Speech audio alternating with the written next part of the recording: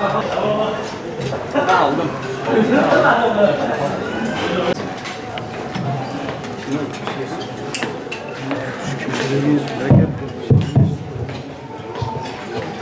Burada da özellikle dışarıdan mahallelerden gelen arkadaşlar akülü arabalarını şarj etmek için bunları kullanıyorlar. Öbür türlü birilerinden bütçe edip dükkanlarda şurada yapmak zorunda kalıyorlar ve iterek tekrar bir yere ulaşmaya çalışıyorlardı. Yine 1500 metrekare alan üzerinde bir engelsiz bina ya da engelli yaşam merkezi iki çeşitli şekilde de adlandırılıyor.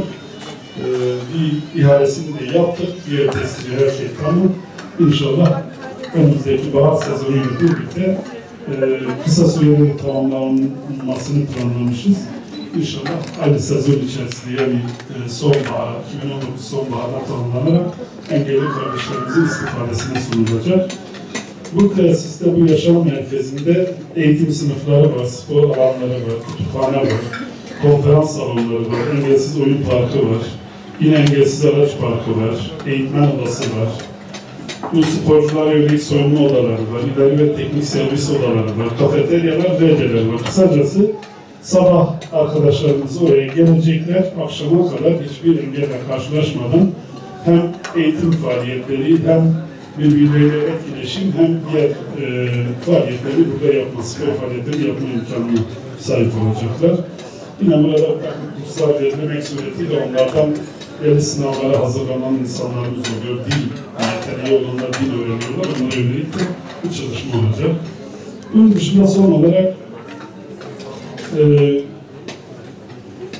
biz değişik zamanlarda onların ihtiyaçları onlardan dinlemek suretiyle işte konuşan saatler, bastonlar, bunlarla ilgili bir takım destekler verdik.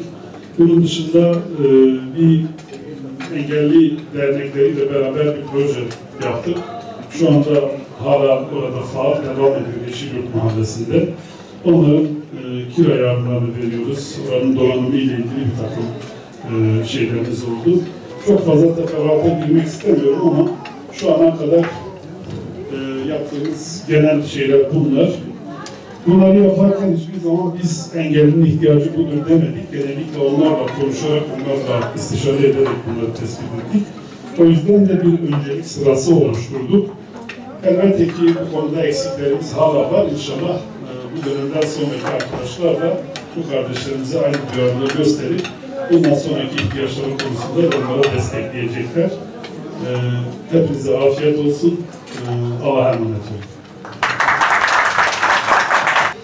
İnşallah bundan sonra hem bireysel anlamda hem toplumsal anlamda hem de kurumsal anlamda yapılacak olan tüm çalışmalarda inşallah derneklerimizin ilgili temsilcileriyle birlikte engellilerimizin hayatını nasıl kolaylaştırabiliriz bunun kararını yine onlarla birlikte almaya gayret edeceğiz.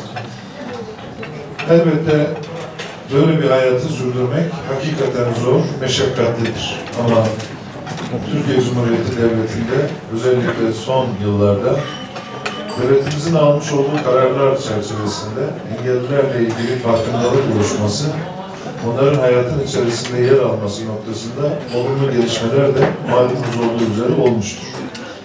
Bunun dışında biz yine biliyoruz ki bireysel anlamda da spordan sanata, eğitimden siyasete her alanda engelli kardeşlerimiz varlıklarını ortaya koymuşlar ve hem ülkemiz adına hem de ilimiz adına çok özel başarılara da imza atmışlardır.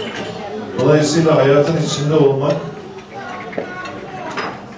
engelli ya da engelsiz ayrımı yapmaksızın bir bütün halde Bingöl'e hizmet etmek hepimizin bir borcudur diye düşünüyorum ben. Onun için tüm kardeşlerimizle birlikte Allah'ın izniyle yeni başladığımız bu görevde hep birlikte nihayete erdirene kadar görev yapmaya devam edeceğiz. Biz bu noktada ben defalarca dernek temsilcisi arkadaşlarıma söyledim. Ola ki bizden